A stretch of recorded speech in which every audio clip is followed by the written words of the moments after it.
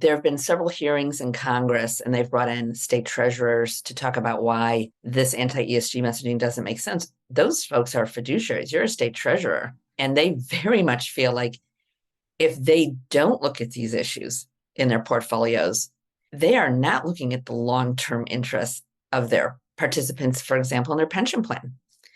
And I agree with them. So the idea that state treasurers are risking or foregoing their fiduciary duty by assessing long-term systemic risks is nonsense.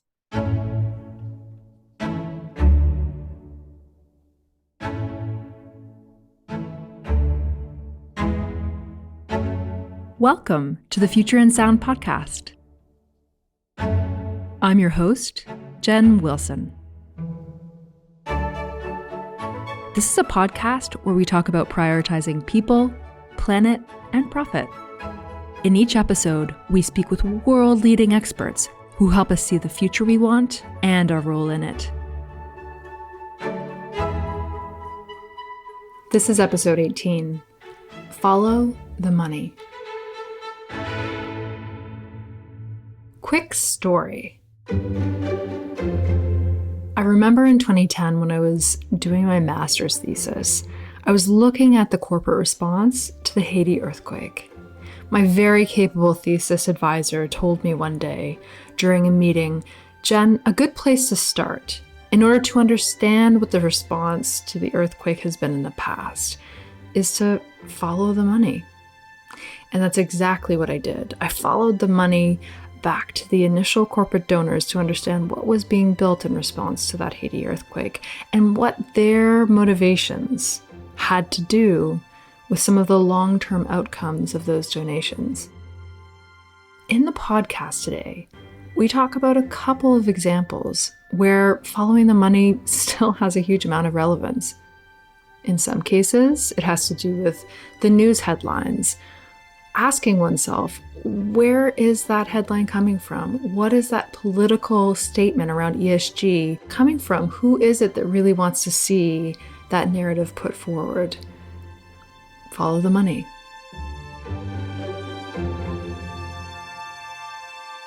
Now, the other side of following the money is that we also have the opportunity to see actions from those who are really pushing a sustainability agenda as well as a financial value creation agenda. So part of the dream for Rico and other colleagues that work at Rico is how can the impetus behind investment theses be squarely looking at not only fiduciary duty, but also some sustainability outcomes that pair along with that duty. And on this podcast, we have the ideal guest to help us think through how big sums of assets under management can be harnessed for a sustainable future. Lisa Woll was the CEO of US SIF, the Forum for Sustainable and Responsible Investment, and the US SIF Foundation from 2006 to February 2023. Members of US SIF represent about $5 trillion in assets under management. US SIF is a collaborative network committed to investment practices that consider environmental, social, and corporate governance criteria to generate long-term competitive financial returns and societal impact. Prior to this, Woll was executive director of the International Women's Media Foundation, director of the first international study of the impact of the Convention on the Rights of the Child's, and director of the Washington, D.C. Office of Save the Children. Her recognition includes being named to Barron's 20 Most Influential People in ESG, Investing, and receiving the Forbes Impact Award. Lisa, I'm delighted to have you on the Future in Sound podcast. Welcome. Thank you. I'm delighted to be here today. What's really interesting about your background, Lisa, is that you've been involved in sustainable investment since 2006, which is a significantly longer time period than the majority of people who claim to be experts in sustainable investment. I'm just wondering, what are some of the core things that you've seen shift in the past almost 2 decades? I think one of the most interesting things is how long I've been at this job in comparison to all of my other jobs. And it's been at least 3 times longer, really 4 times longer. in part because the field shifted so many times. And so I was CEO of one institution in a field that was evolving. And so I felt like I had 4 different CEO jobs over the span of nearly 17 years because the field evolved so many times. And so I feel almost like I was present at the most critical decades of this field. So that was fascinating. Secondly, when I came on, my job was really a narrative job. That's how I would describe it looking back, which was how to make this concept of using investment dollars to try to move forward key environmental, social, and governance issues. Because it was very much in 2006, something that was still being seen as kind of an outgrowth of the 1970s and kind of this liberal fringe movement, and ignored the kind of really interesting work that was going on, not just in creating portfolios, but in the shareholder engagement that was happening, in the community development, financial institutions that were serving a range of low income and underserved communities across the country. And it really was a simplification of the field. And I think what we did in the first 10 years was to make clear just how professional, broad, and multifaceted and meaningful the field could be. When I look at where we are now, we've kind of gone from a narrative phase to a more regulatory phase. So right now, I have spent more time in my last 2 years at US SIF working with DOL and the SEC than I ever have, as more regulations started to come out, or a proposal started to come out to help regulate the field. And that, in a way, is a kind of recognition of the growth and importance. And there were so many transitions in the middle of that. So when I started, sustainable investing really wasn't a word that was being used. Responsible investing wasn't really a word that was being used. Impact investing was definitely not a word that was being used. Mission investing. And so you have all of these new actors. Mission investing is largely used by foundations. Impact investing, I think, is a broader concept now, but originally was kind of direct investments, private equity markets. And so the field has just transformed. The number of assets in the field has grown dramatically. When we did the first trends report, we had about $2 trillion. When we did the report in 2022, we had about $8.4 trillion. So those are all very big changes in the field. So it sounds like you had 4 different chapters in your CEO role. And when you started, the amount of assets under management to when you finished your role, that also quadrupled. So very interesting that you had a couple quarters there. So it sounds like we're in the policy phase of the kind of work that US SIF is doing. If we zoom out for a second, when we think about the long-term trends moving forward, say the next 10 years, obviously we have intensifying challenges around climate, equity, equality, a variety of different facets of what ESG symbolizes. And I'm wondering, what are some of the trends that you see going forward? Well, in a way, one of the trends that I see is almost back to the future. That's what I call it, because when the field started, I've been reading some of the original documents from the woman who founded Trillium Asset Management and then founded US SIF, and also Ceres. And, a lot of that conversation was, how do we use the investment process to have impacts on society? And the conversation in some ways has shifted now to, what are the impacts on the companies, right? It's sort of this materiality 1.0 and a materiality 2.0 debate. You see that playing out in a little bit of the debate around the politicization of what's happening in the field right now with the attack on sustainable investment, for just that reason, for trying to make an impact on society. And I think the next 5 years, there will be a grappling with, is talking about risks and opportunities to companies themselves sufficient? Is it sufficient for the field? Or do we have to be looking at that as well as the impact of companies on society? And so I feel like we've almost come full circle in this conversation that, materiality has started to define the terms of the field. And I think there are now an increasing number of actors who are saying materiality is important for the work we do directly with companies and their own activities, but their own activities have immense impacts beyond the confines of their company walls. And so I think the next 5 years will be investors grappling with that question.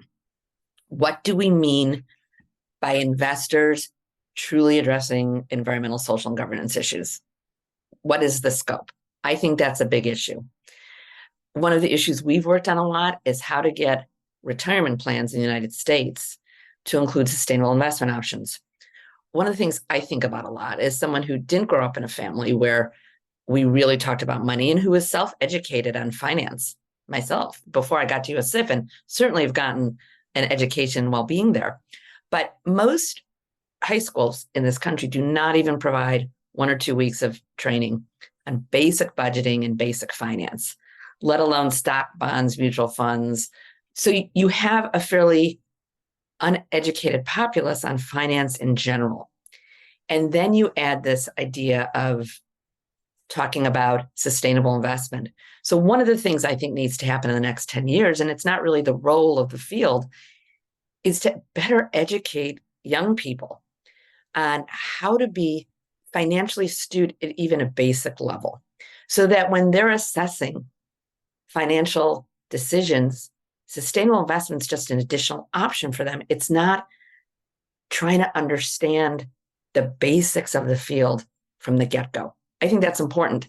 The reason I link that to retirement is that most Americans, at least, don't have a lot of discretionary income to invest in the stock market and a mutual fund and an ETF and the private markets. And so when they're investing, they're often investing through their retirement plans, if they're lucky enough to have one at their job. If the majority of retirement plans do not include one or more sustainable investment options, the ability to invest in sustainable investment funds, ETFs, et cetera, is very, very limited. And so to me, there's sort of a through line between how do you educate people to understand the basics of finance, and then how do you open up options for them in their jobs to be able to contribute to retirement plans that include these options. At US SIF, we've been working for 10 years to get the federal thrift plan, which is the largest retirement plan in the country, serves federal employees, to include sustainable investment options. And they just did that last year, which is a significant change, because now you've got folks at DOL or who can invest in companies that have better labor rights policies, or EPA who want to invest in companies that have a much better impact on the environment than, say, some of their former options. And so these are all really important changes that will allow more assets to flow into more sustainable funds. That makes a lot of sense. Having the, asset owners, those with the cash or inputting, applying pressure, or at least making informed decisions relating to sustainable investment. I want to come back to this point that you made earlier around materiality to the company versus materiality to society. And some would call this double materiality, thinking about materiality in both directions. Obviously, that's a question to grapple with, but what are some of the important aspects to consider in your experience? And I guess the backdrop to this question is that obviously we're seeing quite a bit of political debate right now around ESG. And if we think about the next 10 years and how to maximize, results writ large to companies and to society, what is the best way forward in your view? I'm going to answer that around public policy first. And the reason I say that is public policy was for US SIF, and I'm sure will continue to be, a very important strategy for us, because we realized that without making changes at a systems level, which is also the reason we do a lot of work with media. We see media also as a potential systems changer as well, at least an educational changer that can drive systems change. That without looking at the policies that both, surrounded the industry, but also addressed issues that the industry was most concerned with, and it's And for at least a decade, climate change has been the number one issue that investors are looking at in portfolios. And so, doesn't it make sense to also be looking at climate policy and climate change disclosure, which we're still waiting for from the SEC? And so we really looked at that and said, there is a through line from investment to the systemic change that can happen through policy. So that's why we have worked on policy. The other piece of that, of course, is how do you get investors to work on policy, right? That's aligned with sustainable investment goals, as opposed to the Business Roundtable, the Chamber of Commerce, the Financial Services Roundtable, which may not have the same priorities as an organization like US SIF. That's been more challenging. The organization just had a Hill Day earlier this week, and people were so excited to go up to the Hill. Many people went to the SEC. They could see the link between what they did in their day jobs and what they were talking to members of Congress or their staff about. We need many more investors doing this. We need many more investors to make the link between the choices they're making in their portfolios, the choices they're making when they do shareholder engagement, and working on policy, whether it's at a local level, a state level, or the national level, because that more than anything will determine the investment environment we live in. So there's a lot of work to be done. I mean, I would say one of the things that I feel really does need to change is that investors really need to understand that when you're looking at environmental, social, and governance issues, it's equally important to look at how you can change those issues through the policy levers that you have available to you. You know, one of the things that we've heard on previous podcasts is that with civil society, business, and government as main pillars of deciding the way we're going to operate together, it's so easy to point fingers and say, well, we'll move as soon as policy moves, or, you know, vice versa. And it sounds like part of what you're advocating for here is, well, you know, see the impact of your actions, engage in policy, not just in terms of the policies that you don't want to see, but also the policies that would make your job easier in pursuing sustainable investment. Does that sound right? Yeah. And I mean, here's the thing. You can have a bunch of great companies paying more than the minimum wage, which, you know, in most states, at least in the US, is still really not enough to live on for a family, right? Or you can, at a policy level, mandate a higher minimum wage, you know, nationally. You can have companies work on climate, right? Or you can have a really robust climate change policy. These are all the things we need to think about.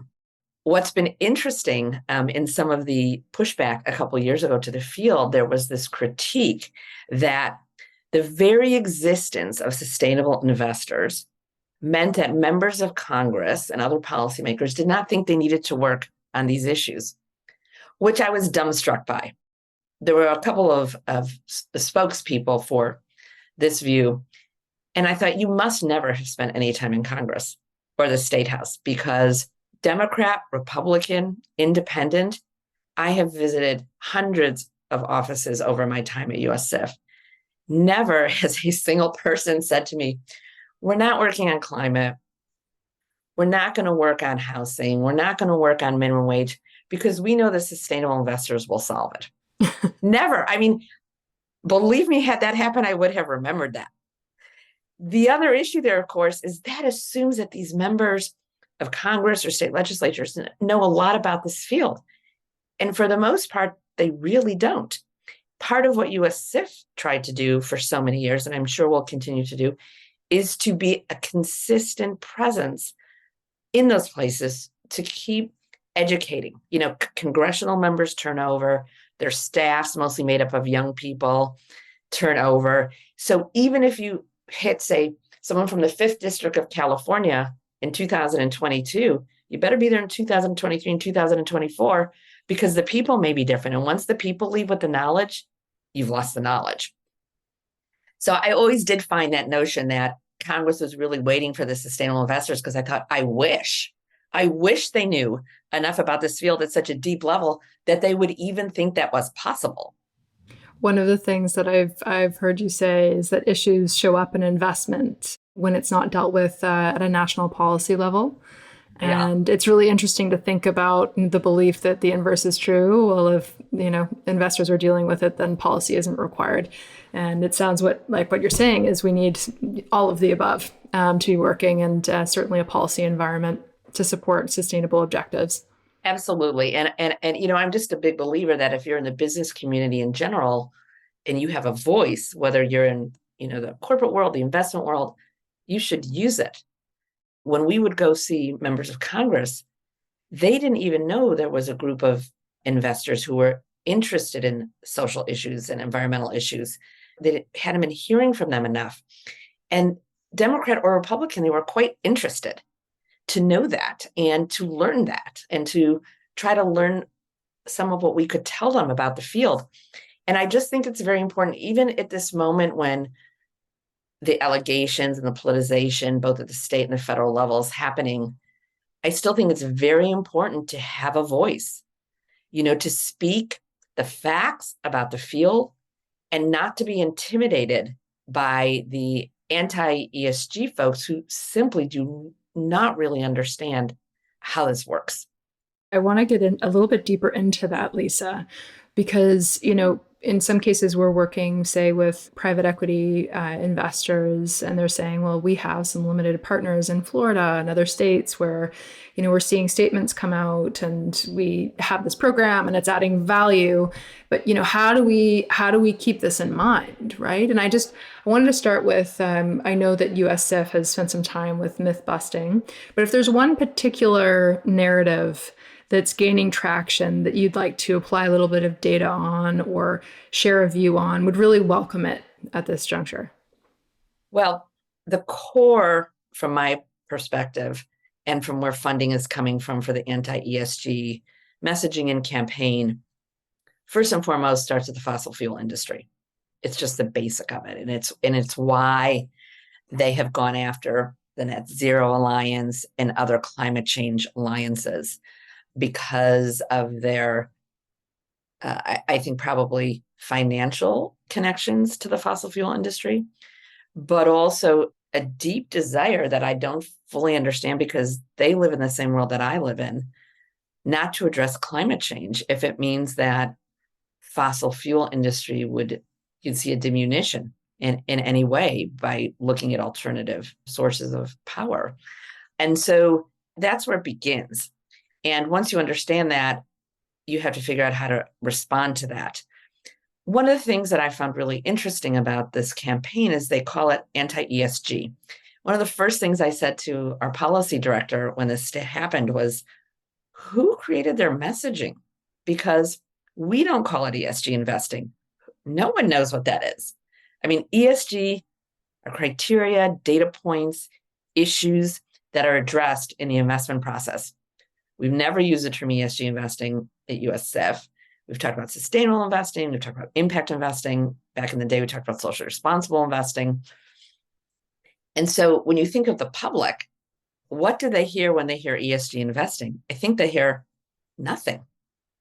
If you had used the term sustainable, at least they'd get some image of something, maybe something green or something social. So the whole way the campaign has been pitched has been very interesting to me. But I think it picks up on this feeling in some parts of society that social policy is changing too much, that addressing racial justice, trying to get better company policies, creating more opportunities for women and people of color, that those are not things that they're happy about. And grabbing onto the anti-ESG in many ways for me is simply saying we do not want to see forward movement on critical environmental and social policies in this country. And this is a way to do it. It's a really interesting point that you bring up, following the money and understanding where the messaging is coming from. I guess, some would argue that, there's a fiduciary duty argument somewhere in this sphere. And I just wonder, when you think about fiduciary duty, because obviously that's a top priority for the investors that you've spent the past 17 years working with, how do you deal with questions around fiduciary duty and sustainable and responsible investing? Well, there have been several hearings in Congress, and they've brought in state treasurers to talk about why this anti-ESG messaging doesn't make sense, those folks are fiduciaries. You're a state treasurer, you're a fiduciary. And they very much feel like if they don't look at these issues in their portfolios, they are not looking at the long-term interests of their participants, for example, in their pension plan. And I agree with them. So the idea that state treasurers are risking or foregoing their fiduciary duty by assessing long-term systemic risks is nonsense. And I think multiple state treasurers have testified at these hearings and at others along those lines. So, Lisa, final question for you before we get into books. If you put yourself in the shoes of an investor that wants to lead in sustainable investment over the coming 5 years, what are some of the tools or lenses that you would apply or recommend applying?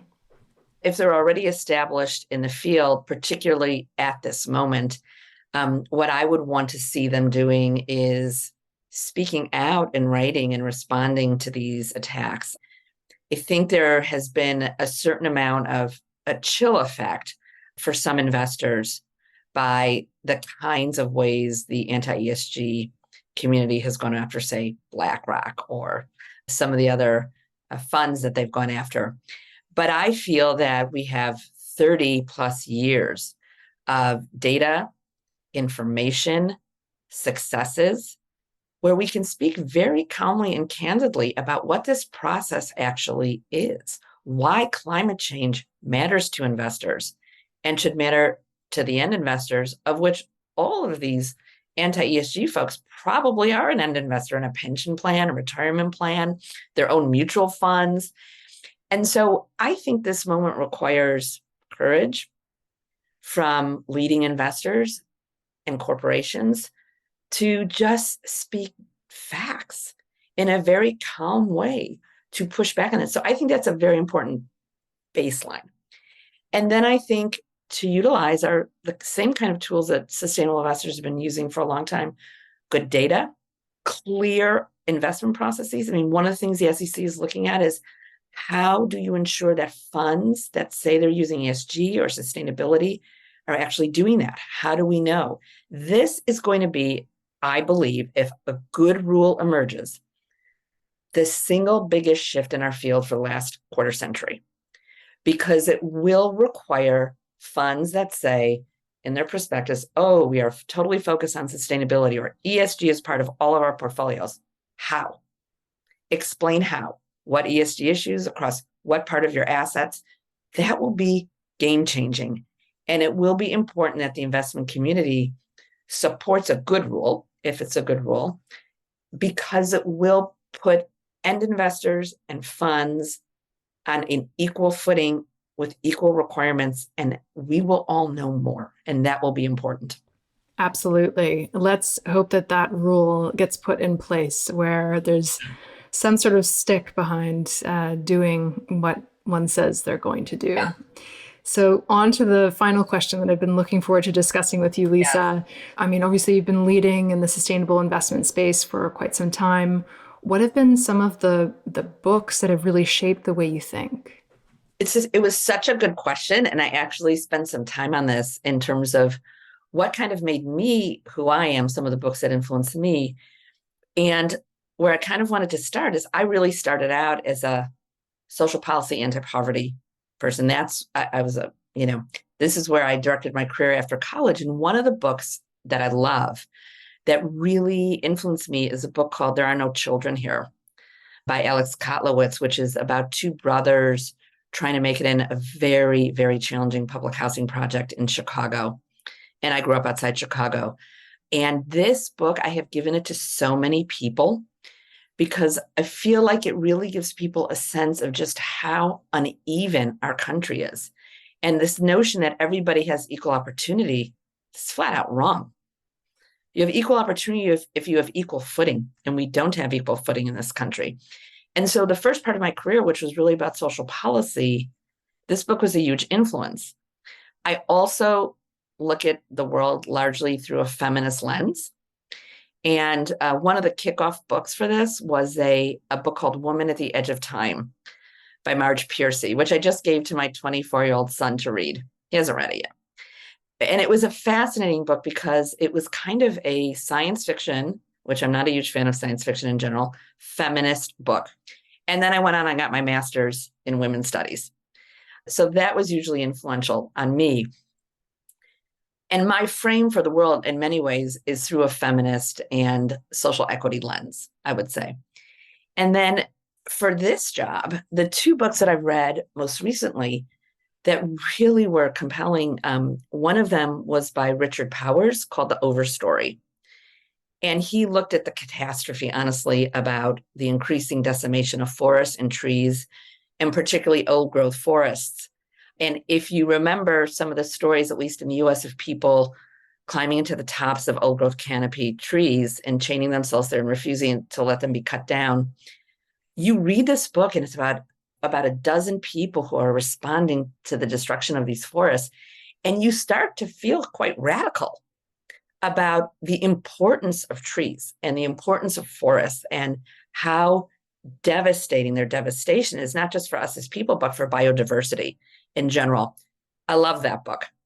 And then almost as a companion, I read a book called The Outlaw Ocean by Ian Urbina. And I actually got him to speak at our conference in 2022. And that looks at all of the things that happen on the ocean that we probably don't know about at all. Mass exploitation of migrant workers. Many of us in this field will be more familiar with issues like pollution and plastics, but also there's a boat that goes around that provides abortions offshore to countries where there are anti-abortion policies and women still need abortions. So that's like a chapter. And then there's a chapter, multiple chapters on migrant workers and their poor treatment, oftentimes death in the field. And then just multiple stories about the fact that the ocean is largely unregulated and ungoverned. And what does that mean? And it blew my mind because we think about ocean as, and we know about the plastic and we know about the lack of biodiversity and we know the pollution and we know we have limited time to stop the warming of oceans. This book takes you on a whole different journey and I loved it. Lisa, I think that you just won the award for the best answer to that question. It is one of my favorite questions, and I'm there on the journey with you. Yeah. It's been such a delight to speak with you today. Thank you for joining us on The Future in Sound. I appreciate it. Thank you, Jen.